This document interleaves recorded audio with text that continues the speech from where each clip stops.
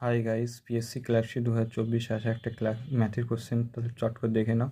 একটি মোটর গাড়ি 70 কিমি পার ঘন্টা বেগে যাত্রা শুরু করে এবং প্রতি 2 ঘন্টার অন্তর তার গতিবেগ 10 কিমি পার ঘন্টা বৃদ্ধি হয়। মোটর গাড়ি 345 কিলোমিটার রাস্তা অতিক্রম করতে কত সময় নেবে?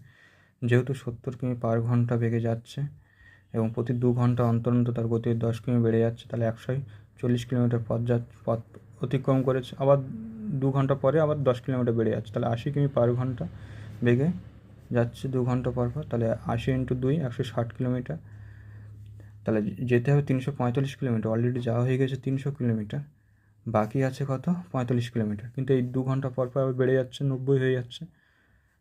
10 কিমি পার ঘন্টা বেগে বেড়ে যাচ্ছে, তাহলে 90 কিমি পার ঘন্টা যেতে হবে কত?